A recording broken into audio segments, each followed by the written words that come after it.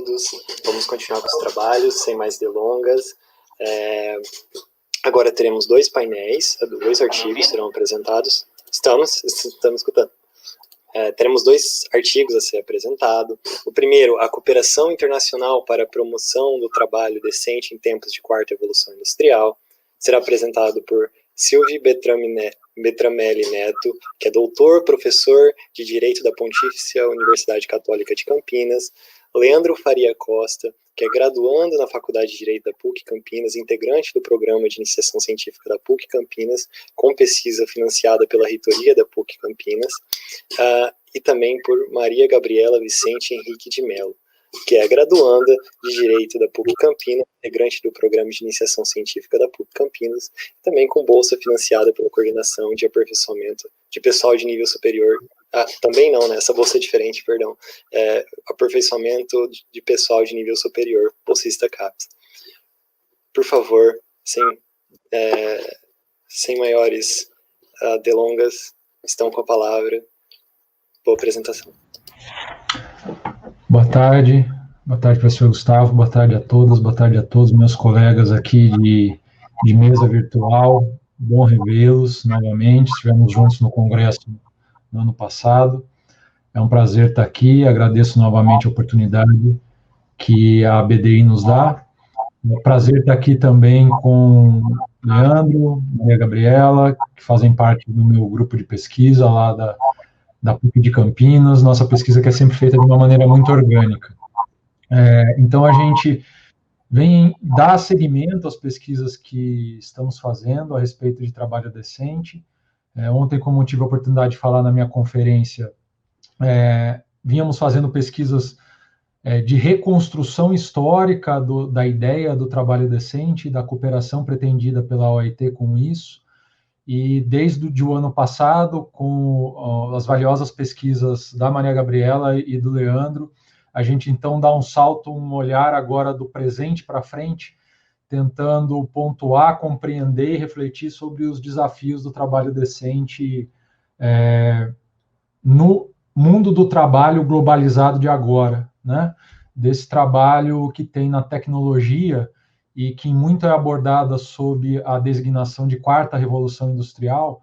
Quais são essas dificuldades, esses desafios? Já não estava sendo fácil antes, né? A ideia de trabalho decente já é um ponto de virada para a OIT na sua própria atuação, e então agora ela encontra esse momento altamente tecnológico que, de um lado, nos dá oportunidades de melhoria de situação de trabalho, mas, por um outro lado, em grande escala, também oferece uma maior exploração em condições materiais e até subjetivas, antes sequer vislumbradas, né? Então, as nossas pesquisas estão indo nesse caminho, nossas iniciações científicas também. Então, esse trabalho, ele é resultado da conjugação das pesquisas do Leandro e da Maria Gabriela, em conjunto com as minhas. O Leandro fez toda uma pesquisa documental para a gente compreender como o Fórum Econômico Mundial, ele entende a quarta revolução industrial e seus efeitos no trabalho. Então, ele fez uma larga pesquisa documental sobre isso. Por quê? Porque é o Fórum Econômico Mundial que faz disseminar a expressão quarta revolução industrial, e, enquanto isso, a Maria Gabriela foi na sociologia, foi nos campos interdisciplinares tentar compreender o que tem mudado nessas relações de trabalho por causa dessas questões que são alinhadas à quarta revolução industrial. Então, o que me cabia era fazer a apresentação dessas pesquisas, e agora o melhor mesmo é ouvir de cada um exatamente quais foram os achados e para quais reflexões isso nos leva.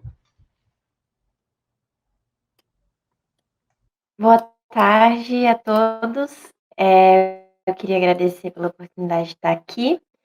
E o nosso objetivo com esse projeto, né, com essa pesquisa, foi mapear as percepções teóricas e as manifestações fáticas da quarta revolução industrial, como tem sido chamado esse fenômeno, nas relações de trabalho, nos termos globais, e refletir suas possíveis influências na efetivação da promoção da cooperação internacional para a promoção do trabalho decente, com especial olhar para a subordinação e os elementos sociais, econômicos e jurídicos que a compõem. Para isso, primeiro, eu acho que a gente tem que entender o que é trabalho decente. O trabalho decente é um termo da Organização Internacional do Trabalho, que é tido como eixo central dessa organização. E ele é formado pela reunião dos 4 objetivos estratégicos da instituição, que são proteção dos direitos humanos nas relações de trabalho, geração de emprego de qualidade, ampliação da proteção social e fortalecimento do diálogo social.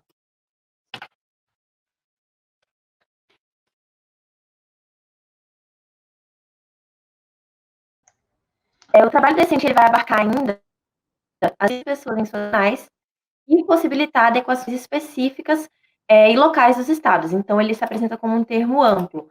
Como igual, a gente vai ter apenas os 4 objetivos estratégicos.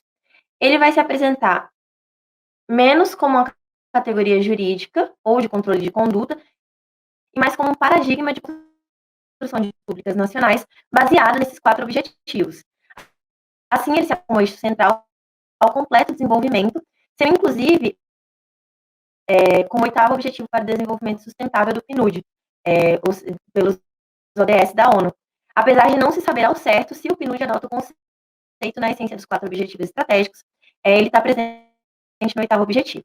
E aí a gente volta o nosso olhar para a questão da atualidade, em que a gente observa, em que o sistema que a gente está inserido, ou seja, o capitalismo mundial, passa constantemente por alterações de funcionamento. Isso faz parte da própria lógica dele. Nesse contexto, vai surgir a 14ª Revolução Industrial, no bojo do Fórum Econômico Mundial, como o Leandro vai explicar mais tarde, pelo economista Klaus Schwab, que vai representar uma abordagem calcada nas conjecturas estabelecidas pela transformação do cenário técnico-produtivo na atual fase do capitalismo. Assim, essa 4ª Revolução Industrial vai surgir, na verdade, como um desdobramento da 3ª Revolução Industrial, na qual a velocidade e a profundidade e o impacto sistêmico que conduzem os processos são seus elementos fundamentais para a compreensão do porquê essa é uma 4ª Revolução Industrial e não seria apenas um desdobramento da 3ª Revolução.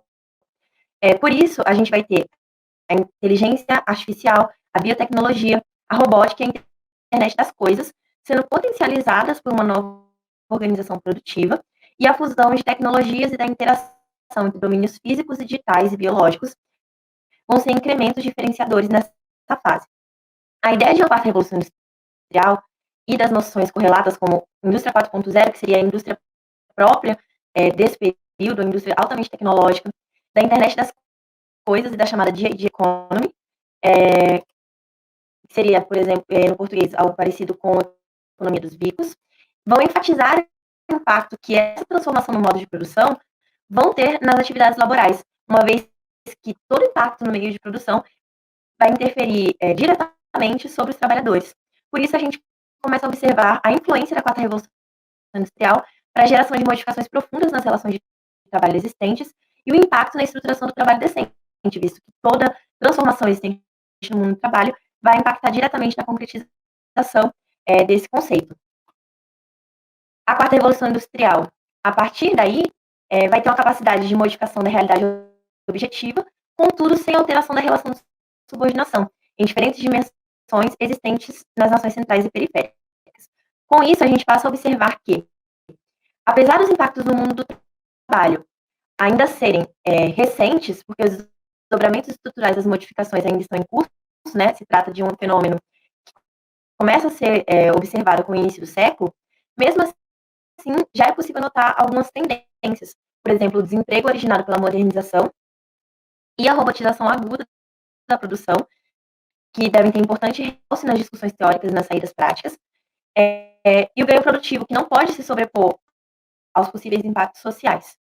O trabalhador, enquanto um ator social, ele pode ser mero coadjuvante em meio a uma míriade de transformações que afetarão diretamente sua vida e trabalho. E está aí a grande problemática. Quando a gente começa a sobrepor o trabalho morto ao trabalho vivo, essas tendências negativas passam a surgir.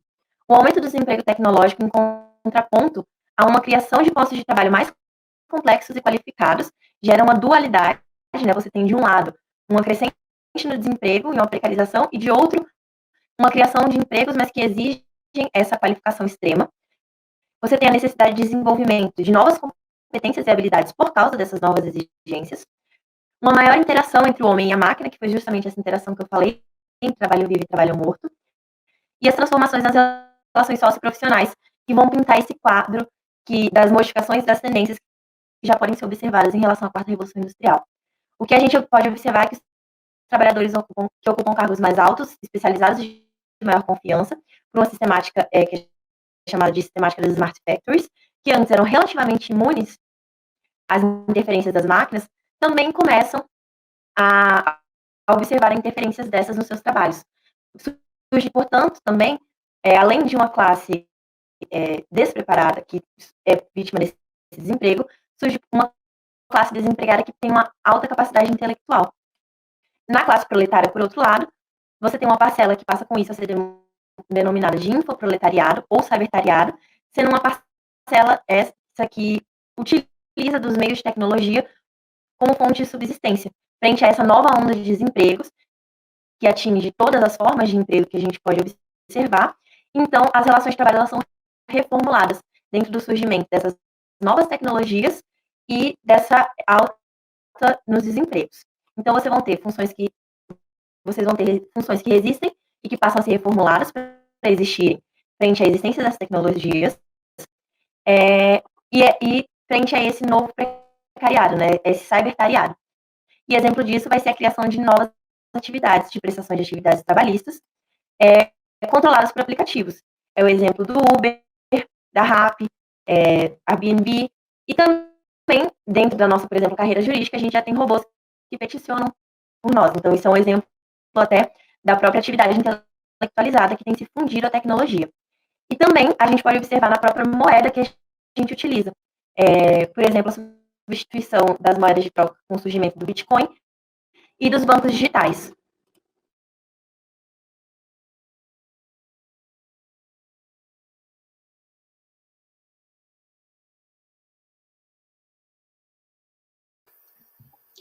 Maria? Olá, como... Ah, tá. Leandro vai falar agora. Dando continuidade ao que o Silvio e a Maria Gabriela trouxeram, eu venho somar algumas reflexões e dizer, em primeiro lugar, que quaisquer análises que nós façamos perpassam o fato de que a gente está lidando com um sistema capitalista.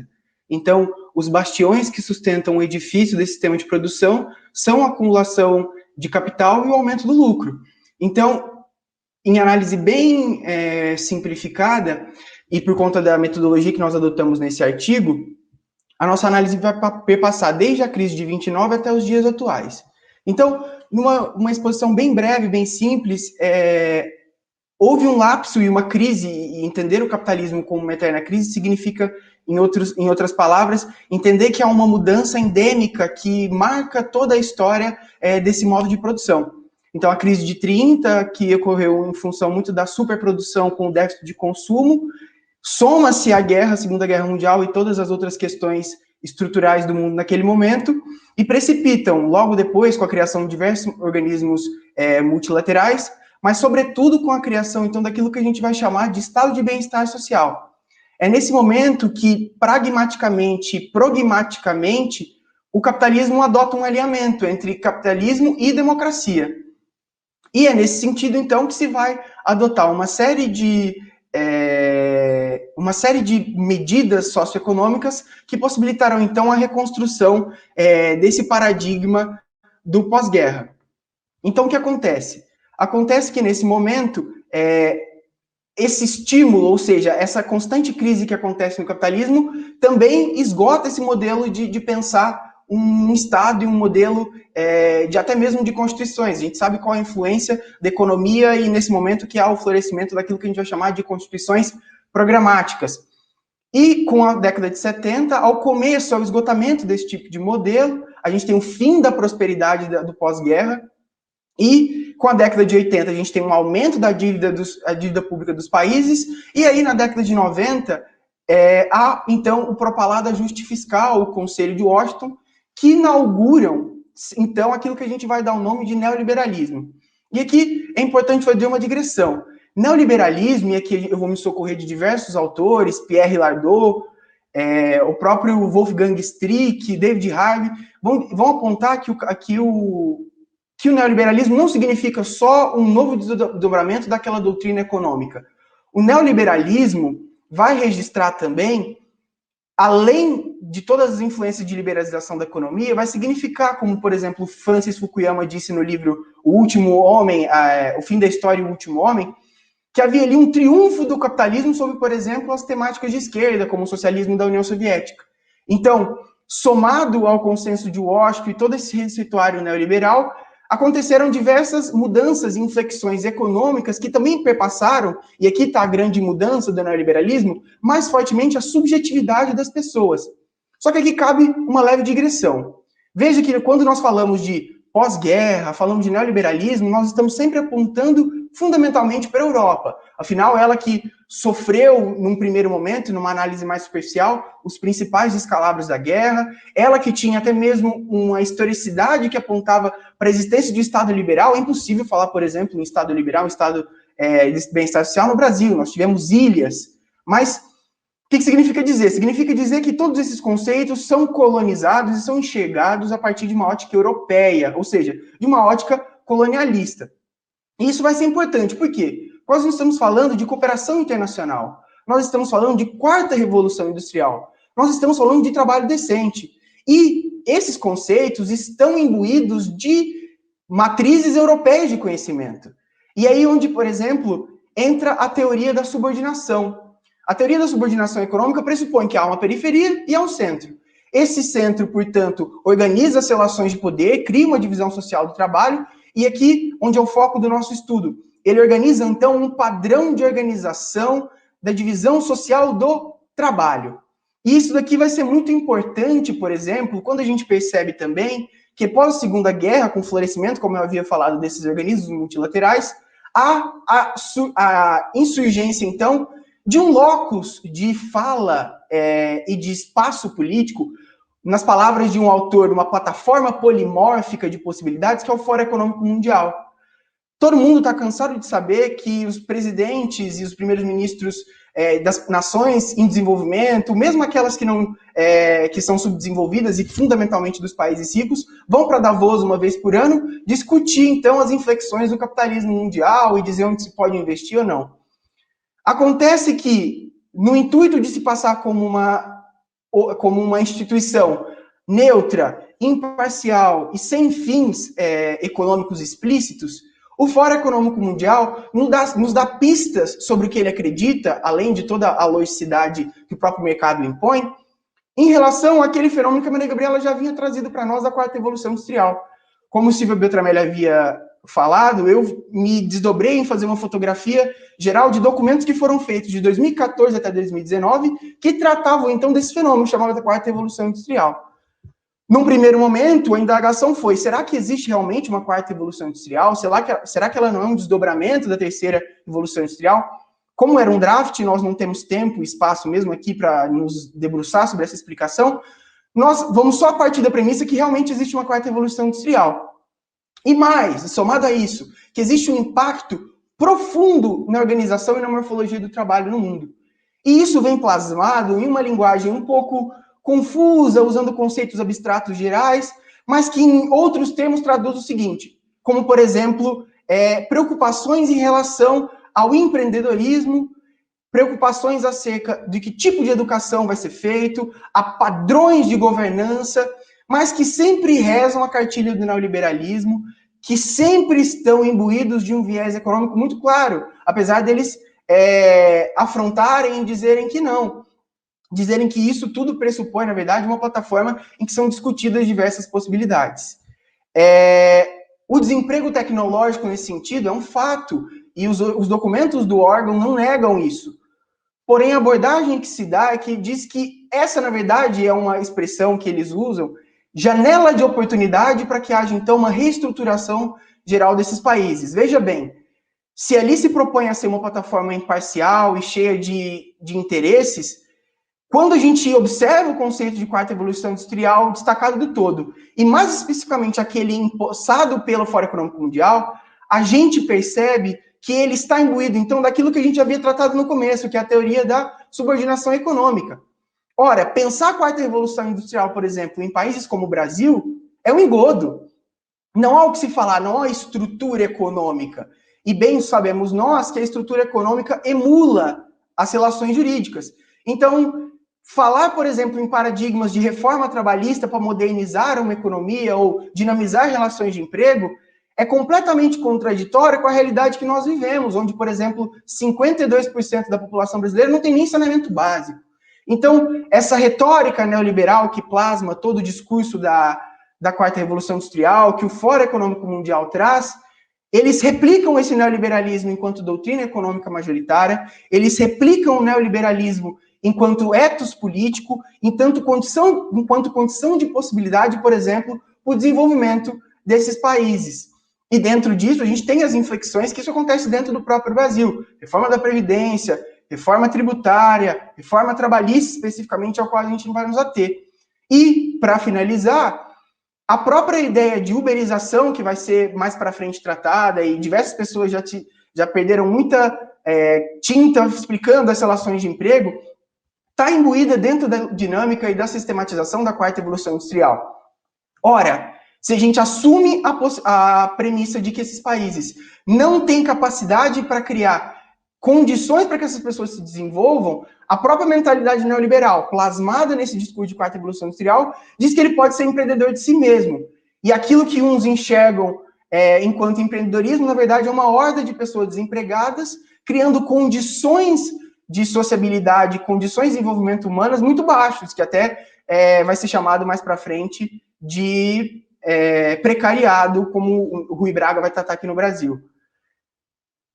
O mapeamento que a gente fez perpassou tanto o Fórum Econômico Mundial, depois eu escrevi um texto também que tratou do que a OIT trabalha quanto à quarta evolução industrial, tudo muito tímido, tudo muito pouco arrojado em relação à realidade dos fatos, das condições de trabalho hoje no mundo. E para finalizar, como eu tinha dito que o Francis Fukuyama havia comentado que talvez fosse o fim da história, o Gilberto Gil tem uma música homônima que diz também que é o fim da história. Só que ele não acredita que a história foi dada, e ele diz que quem tirou o quiser do lugar, tira outro e coloca outra pessoa. Então é isso, eu acho que a reflexão acerca da quarta evolução industrial trata da não sacralização desses conceitos, de entender os espaços que a gente está e disputá-los para um horizonte mais factível do ponto de vista do desenvolvimento humano. Era isso, obrigado.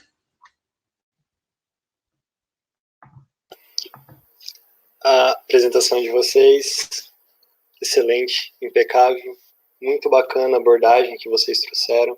A gente, às vezes, olha as relações naquele indivíduo mais individualmente, mas quando você amplia o foco, olha lá de cima, você realmente percebe alguns problemas, algumas diferenças que, olhando para o indivíduo, você não consegue encontrar. E eu não conhecia da teoria da subordinação, muito bacana, realmente gostei. Parabéns pela apresentação, Maria, parabéns pela apresentação, Leandro. Professor Silvio, tenho certeza que o senhor também é muito responsável por isso, é uma honra tê-lo aqui, e muito bacana a apresentação de vocês. Eu confesso que, dado a falta de elementos que eu tenho sobre o conteúdo, eu não consigo elaborar nenhuma pergunta. Eu simplesmente fiquei encantado escutando e não processei nenhuma pergunta. Então, no chat tivemos vários elogios, parabéns, bacana. Vamos fazer o seguinte, vamos prosseguir para a próxima apresentação, até mesmo para tentar ficar dentro do horário. Se surgirem perguntas no chat, a gente volta depois. Tudo bem para vocês? Excelente? Então, ok. Deixa eu só fazer a apresentação do próximo artigo.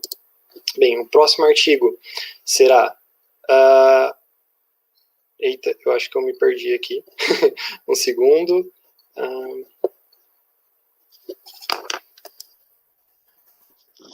Professor Gustavo, se quiser eu posso apresentar e já começo. Poxa, professor, seria um desrespeito não mencionar o currículo do senhor e da... Não, sem problemas. Aqui. Acho que não. Ok. Na verdade, não. Achei. Pronto. Vamos lá. O próximo trabalho é as fontes normativas do direito internacional de direitos humanos como fundamento do acesso a Libras pelo Poder Judiciário brasileiro. O artigo será apresentado pela professora Ana Paula Ruiz Silveira Ledo, que é doutoranda em Direito Civil na USP, mestre em Direito Negocial na UEL, professora da pós-graduação em Direito Civil e Processo Civil da UEL, professora da graduação em Direito da ICES e Faculdades Londrinas, e bem como advogado. Também será apresentado pelo professor Rudá Yuti Furikita Baptista, desculpa, professor, por qualquer erro de pronúncia, que é doutorando em Direito Internacional, Econômico e Comércio Sustentável na UFC, mestre em Direitos Negociais na UEL, professor de Direito Internacional Público e Privado e Direitos Humanos, PUC-PR, analista judiciário no TJ Paraná. Professor, é uma honra tê-los aqui. Saiba que da região de onde eu sou, Presidente Prudente, a gente tem muito contato com o pessoal de Londrina. Londrina é bem próximo daqui, então é uma honra tê-los aqui. Por favor, com a palavra.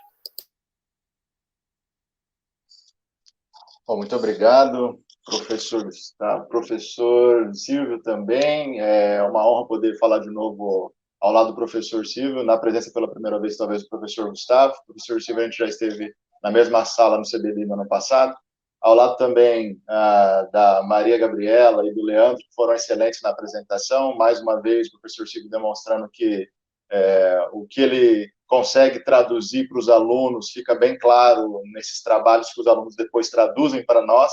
Como o Gustavo mesmo indicou, a gente fica aqui de boca aberta ouvindo e, às vezes, até pensando como que eles conseguiram chegar nesse nível de profundidade ou de pesquisa tão sólida.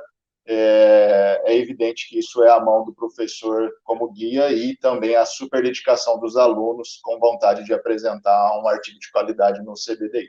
Bom, a minha apresentação, junto com a professora Ana Paula, vai trabalhar direitos humanos, mas em especial direitos humanos dentro de pessoas com deficiência, em específico no que diz respeito à possibilidade de colocar Libras ou acesso a Libras como um direito dentro de dignidade da pessoa humana, como um direito que deve ser concretizado. Então, acesso a Libras não é só para ficar no plano do papel, dentro de uma perspectiva legal, normativa, mas deve ser concretizada. Afinal, nós temos uma população que merece essa atenção diante da vulnerabilidade específica dessa deficiência. O meu primeiro momento, então, de aparição seria essa indicação expressa do nosso objetivo, do nosso objeto, para, em seguida, falar para vocês que nós temos, num plano internacional, um desenvolvimento com uma vulnerabilidade específica de pessoas com deficiência bem claro, e esse desenvolvimento do plano normativo, ele indica normas não só do ponto de vista de tratados multilaterais, mas também tratados bilaterais.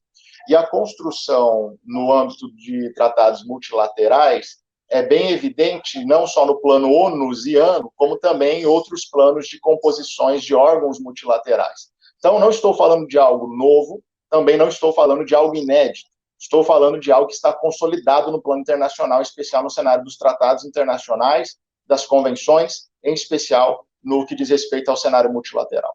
Pois bem, se nós colocássemos aqui à disposição pontos específicos de tratados internacionais que falam expressamente desta possibilidade de defesa de pessoas com deficiência, começaria, primeiramente, a falar de um ambiente de 1981, que a ONU declara o Ano Internacional das Pessoas com Deficiência e instala um programa de ação mundial para as pessoas com deficiência. De 1983 a 1992, nós temos a década da ONU para trabalhar com essa vulnerabilidade específica das pessoas com deficiência. Então, é algo que já está sedimentado há um bom tempo, já tem uma atenção especial há um bom tempo.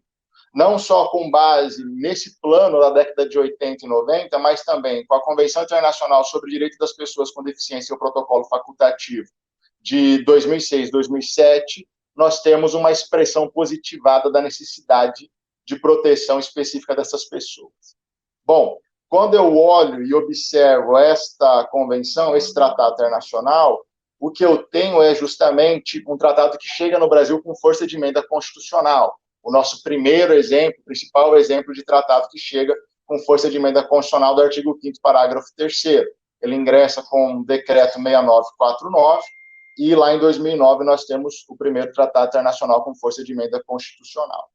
Além desses tratados internacionais, a Agenda 2030 na ONU, que trabalha com 17 Objetivos de Desenvolvimento Sustentável, os ODS, também identificam a necessidade de superação desta desigualdade, desse plano de deficiência no que diz respeito à necessidade de tratamento equitativo. Vamos garantir estrutura, vamos garantir acesso, vamos garantir que as pessoas com deficiência, então, tenham medidas corretas pelos países membros para que eles concretizem os ODS. Os principais ODS que trabalham com medidas para pessoas com deficiência, ODS 4, 8 e 10, seja no plano de educação, seja no plano de trabalho digno, seja no plano de redução de desigualdades. E aí a questão é, será que todo esse universo de tratados internacionais que prevêem a superação de desigualdade por si só bastam, ou eu preciso de uma aplicação no plano concreto? A preocupação do artigo, então, passa para esse cenário. Vamos tentar observar se há realmente, por parte dos Estados-partes, concretização ou não, e se há uma necessidade de intromissão do Poder Judiciário para concretizar esses tratados internacionais, e é onde eu passo a palavra para a Ana. Boa tarde a todos. Então, como o Rudá comentou, a nossa problemática aqui se justifica em: será que apenas a positivação dessas normas internacionais, aqui também no ambiente nacional, já são suficientes para a concretização, ou seja, para a inclusão dessas pessoas com deficiência? E a gente tem que entender aqui que quando a gente chega nessa pergunta e quando a gente chega aqui numa análise onde a gente se propõe a verificar julgados a respeito desse tema, a gente tem que entender, então, que esses direitos estão sendo violados, porque se a gente chama o Poder Judiciário, aqui significa que a gente está querendo concretizar ou resguardar esses direitos dessas pessoas com deficiência.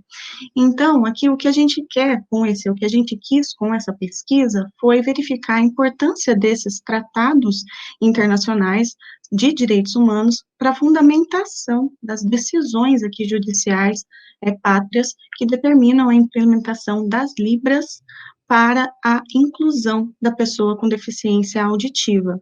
Ou seja, a gente quer saber como que a promoção dessas pessoas, com promoção desses direitos dessas pessoas com deficiência auditiva estão sendo resguardados pelo Tribunal Pátrio aqui, e se eles utilizam aqui as normas de direitos internacionais para resguardar esses direitos da pessoa com deficiência auditiva. Ou seja, diante dessa violação, como tem se comportado aqui os nossos tribunais pátrios? Esses tratados internacionais de direitos humanos são observados nas decisões judiciais para determinação de implementação do acesso a Libras? Nós realizamos uma pesquisa exploratória aqui no sistema do Tribunal de Justiça do Estado do Paraná, onde a gente inseriu no termo, como termos de busca jurisprudencial, Libras e sinais. E a gente encontrou aqui 9 resultados, onde a gente conseguiu identificar que sim, que as fontes internacionais dos direitos humanos têm formado a base legal e principiológica dos magistrados domésticos aqui na busca de proteção da pessoa com deficiência auditiva.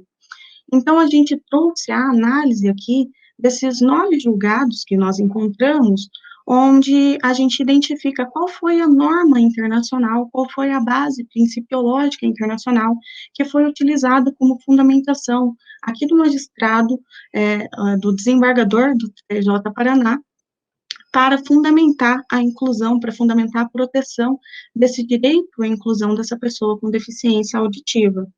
Então, eu vou comentar com os senhores agora esses 9 julgados, um comentário um pouco breve em razão do nosso tempo, né, que a gente tem à disposição aqui, mas os comentários já foram feitos no artigo, que estão disponibilizados nos livros dos anais do Congresso, né, e se vocês tiverem interesse, poderão analisá-los lá com maior profundidade. Num primeiro julgado que foi analisado, foi uma apelação de reexame necessário de ação civil pública, onde foi um pedido de disponibilização de intérprete de Libras para aluno com deficiência auditiva do programa de mestrado da UniOeste.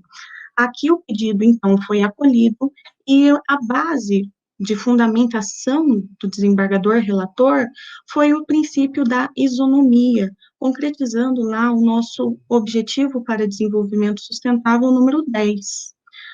Em um segundo julgado analisado, também aqui em reexame necessário de ação civil pública, também tivemos um pedido para determinar que o município de Jaguapitã e também o estado do Paraná promovessem as medidas necessárias, visando, então, uma inclusão de professores e de intérpretes, né, de linguagem de sinais para todas as etapas da educação. Esse pedido também foi acolhido pelo Tribunal de Justiça do Estado do Paraná e também aqui com fundamento ao princípio da igualdade, ao princípio da isonomia, que nós já analisamos nesse primeiro julgado. Aqui também o desembargador relator mencionou o direito à educação, que também vem de uma base de direitos humanos aqui que a gente encontra sedimentada já e internalizada no nosso ordenamento pátrio. Num terceiro julgado analisado, a gente viu também aqui em reexame necessário de ação civil pública um pedido de atendimento educacional especializado de formação e de capacitação de profissionais para atender necessidades dessas pessoas com deficiência auditiva. Aqui o pedido foi acolhido também, com fundamento na Declaração Universal de Direitos Humanos, com fundamento, então, no artigo 25 da Declaração Universal de Direitos Humanos, aqui, então, a fonte normativa de direito internacional sendo utilizado como uma base para o acolhimento do pleito aqui das pessoas com deficiência auditiva. Num quarto julgado analisado, aqui em um mandado de segurança, foi solicitada a contratação de intérprete para o curso de pedagogia da UniOeste. O pedido foi acolhido também, e nós temos a menção, neste julgado, do Objetivo para Desenvolvimento Sustentável número 4, que também fala da questão de possibilidade de direito à educação, e ainda cujas metas, né, mencionarão lá uma inclusão da pessoa com deficiência também. O quinto julgado que nós analisamos também foi aqui uma análise de uma apelação em reexame necessário, né, de uma ação civil pública, com um pedido de disponibilização de intérprete também. Esse daqui, talvez, tenha sido o principal julgado onde as normas de direito internacional, onde a base principiológica do direito internacional foi utilizado como fundamento central para o acolhimento desse pedido, para o acolhimento, então, dessa disponibilização de intérprete. Aqui, em grande parte do julgado, em grande parte do acórdão, foi descrito foram descritos artigos da Convenção Internacional sobre os Direitos Humanos da Pessoa com Deficiência, que o professor Rudá comentou aqui nesse primeiro momento de exposição. Em grande parte, em 2 páginas, acho que do acórdão, ou em 3 páginas do acórdão, são direcionadas lá à transcrição aqui da Convenção Internacional sobre os Direitos Humanos da Pessoa com Deficiência, mencionando o direito à inclusão, o direito à educação, o direito à igualdade, o direito à dignidade dessa pessoa com deficiência auditiva.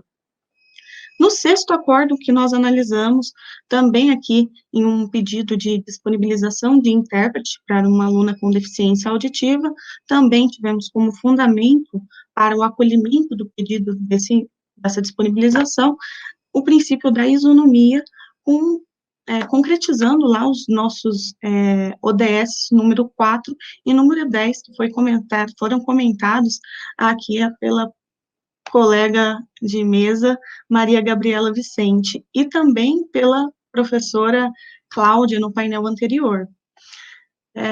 No sétimo julgado analisado, a gente teve aqui uma diferença, porque nos 6 anteriores julgados que nós analisamos, eram sobre escolas públicas, então, sobre uma ofensa pelo próprio poder público aqui a essas pessoas com deficiência auditiva.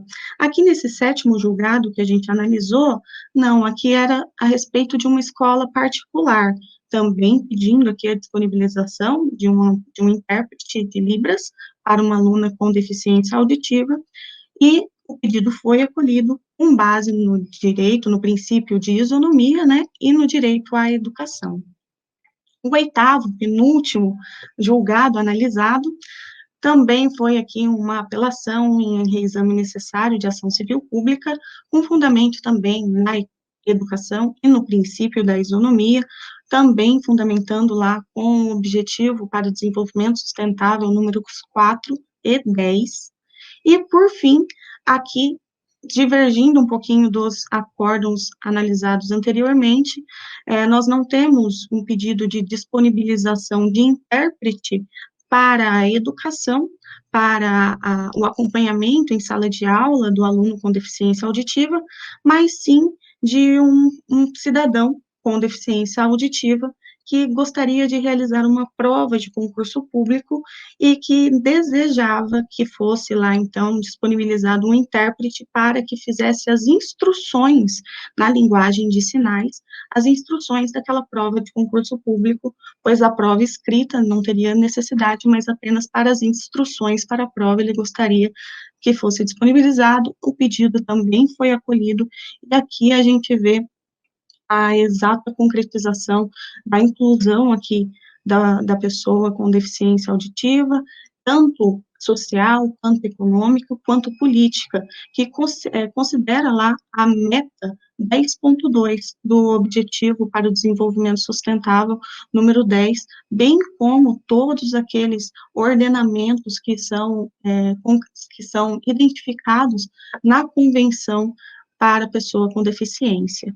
Então, a gente conseguiu aqui, com esse trabalho, com essa análise investigativa, um recorte aqui, né, no estado do Paraná, em razão da nossa conterraneidade e facilidade de acesso aos arestos, então a gente conseguiu aqui identificar que sim, que as fontes normativas do direito internacional têm sido utilizadas como fundamento para a inclusão dessas pessoas com deficiência auditiva aqui no estado do Paraná e provavelmente em outros tribunais nacionais aqui. Era isso que a gente tinha para apresentar e ficamos abertos às perguntas, caso tenha. Muito obrigada. Parabéns pela apresentação, professor Rudá, professora Ana. Tenho certeza que as normas de direito internacional vão ser mais utilizadas como fundamentos para decisões judiciais a partir do momento em que tenhamos mais juristas, mais juízes, mais promotores empenhados no estudo do direito internacional, porque afinal quem constrói o direito somos nós.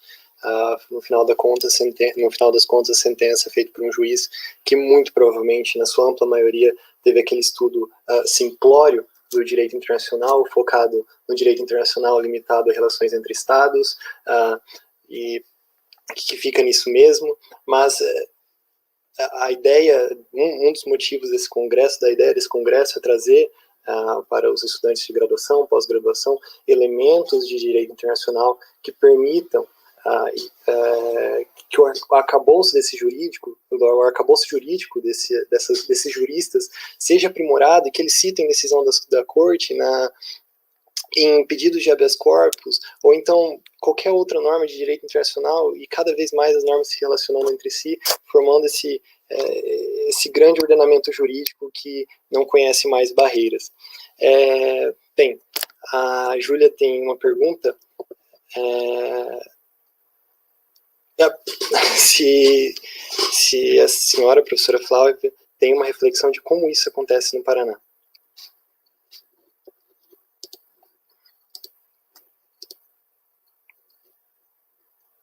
Professora? Oi, eu não estava conseguindo desmutar aqui. Uma reflexão de como acontece no Paraná a utilização das normas de direito internacional para a concretização dessa inclusão? Desculpa, tinha uma parte inicial que eu ignorei. Professora Ana Paula, encontramos tremenda dificuldade de encontrar profissionais para a realização de audiências no Tribunal do Júri no Rio Grande do Sul, forçando o alargamento da prisão. A senhora tem uma reflexão de como acontece isso no Paraná? É recorrente essa invocação de normas de direito internacional no Paraná? Se quiser, eu posso responder. Eu sei que é direcionado para a Ana, Eu vou roubar a cena, porque eu advogo não, eu trabalho no universo criminal, né, aquela pergunta clássica, você é professor ou você também trabalha? Você só dá aula ou você também trabalha? Eu também trabalho. E aqui, de uma forma objetiva, direta, o Tribunal de Justiça do Paraná, ele aplica muito bem tratados internacionais de direitos humanos. Ele utiliza a Convenção Interamericana de Direitos Humanos para fazer, por exemplo, a audiência de custódia, é algo sedimentado. Você consegue ver plenamente, como nos nossos exemplos de trabalho, a indicação expressa de tratados internacionais. No que diz respeito a HC, ou revogação de prisão preventiva ou liberdade provisória, a gente também consegue ver a aplicação de tratados internacionais. É óbvio, na linha do professor Gustavo, nós estamos falando de magistrados e também membros do Ministério Público, que vão além daquela limitação do direito internacional seco ou raso, para tentar identificar uma aplicação concreta de direitos humanos que estão em tratados internacionais, obviamente, no cenário interno, no cenário estadual, no cenário de uma ação específica. Então, roubando a cena da professora Ana, mas só porque eu tenho a experiência no universo da prática criminal, por atuar na prática criminal, a resposta objetiva é sim, nós temos aqui uma ampla aplicação e não é tão difícil de ver, no dia a dia você consegue verificar tratados internacionais e direito internacional na realidade, na prática. Que bacana, que bom que isso está acontecendo, então, e que se intensifique. Bem, pessoal, eu gostaria de agradecer a presença de todos, foi muito bacana o painel, novas teorias, novas ideias, sempre tentando aproveitar ao máximo para futuros trabalhos. No caso da Maria e do Leandro, realmente isso vai ser um futuro trabalho, né, com supervisão do professor Silvio. Fico muito honrado de estar aqui na função de presidente dessa conferência, e agradeço a exposição, agradeço a todos que nos estavam escutando até agora. Opa, pergunta do Henrique. Não sei se é distante do tema, mas lembro da jurisprudência dos tribunais que diziam que candidatos em concurso público não têm direito à prova de segunda chamada nos testes de aptidão física em razão de circunstâncias pessoais, ainda que de caráter fisiológico. Essa jurisprudência aterrorizadora já está ultrapassada?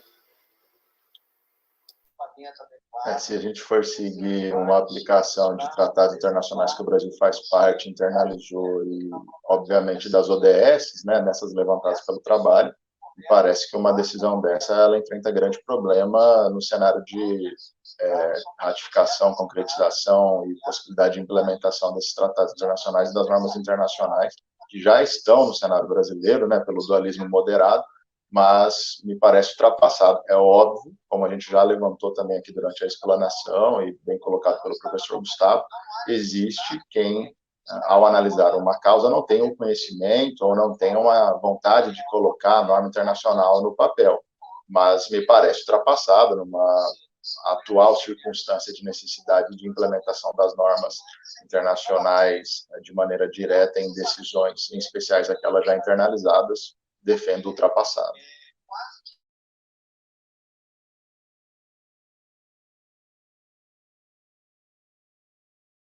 Professor Silvio, por favor. Posso só, vendo aqui no relógio rigorosamente que a gente tem 1 minuto ou 2, se eu pudesse só comentar, sem entrar na seara, e já parabenizando, e de novo falando que é um prazer estar com o professor Rodak e a professora Ana Paula novamente, parabenizando a exposição de vocês, mas muito interessante, me parece, eu não sei se o professor Rudá concorda, que essa seara das pessoas com deficiência, ela tem se tornado no Brasil, na verdade, um paradigma positivo em relação à entrada, à inserção, que eu venho dizendo que deveria ser, em todos os casos, orgânica do direito internacional de direitos humanos aqui, que a gente não vê em outras áreas, né? Na nossa área aqui do direito internacional do trabalho, por exemplo, o máximo que nós temos são pequenas menções a convenções internacionais, em sentenças, inclusive, de tribunais, do Tribunal Superior do Trabalho, ou em causas envolvendo relações de trabalho no Supremo Tribunal Federal. A gente ainda paga o preço de uma seletividade muito grande, né? E eu acho que um papel do nosso Congresso também, além de apresentar essas possibilidades teóricas e práticas que a gente vem fazendo, é também refletir sobre como nós estamos, enquanto academia, abertos para os profissionais da área de operação do direito, para usar uma palavra conhecida, mas não sem crítica. Os operadores e operadoras do direito, né? Porque o termo, por exemplo, trabalho decente, que é um termo internacionalmente conhecido, em muitos documentos oficiais traduzidos da OIT para o Brasil, sequer eles são traduzidos como trabalho decente, eles são traduzidos como trabalho digno.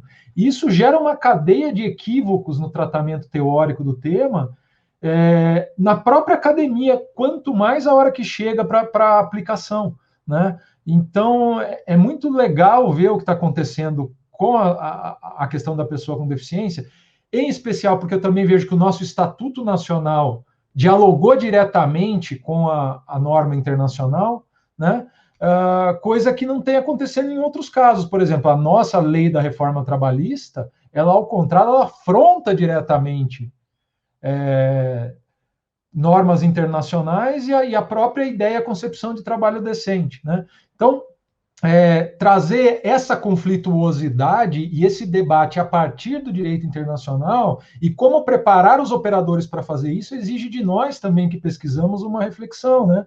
Então, eu congratulo aí o professor Ana Paula e o professor Rudá, porque eu acho que o painel também foi equilibrado nesse sentido. A gente consegue mostrar todo um desafio de um lado, mas a gente consegue ver que existe um paradigma que a gente poderia seguir.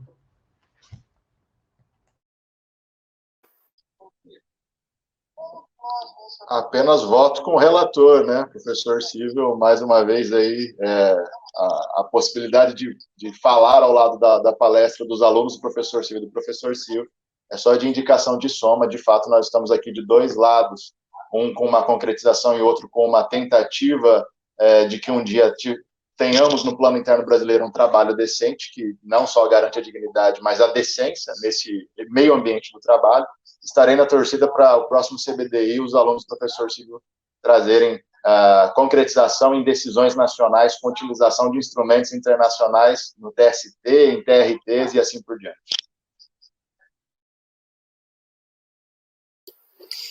Excelente, gente. Bem, muito obrigado, foi excelente, foi bacana, aprendemos, vocês falaram muito bem. E é isso, vamos ficando por aqui. Agora, logo em seguida, teremos outra conferência. Fiquem por aqui e até mais, obrigado. Tenham um ótimo dia.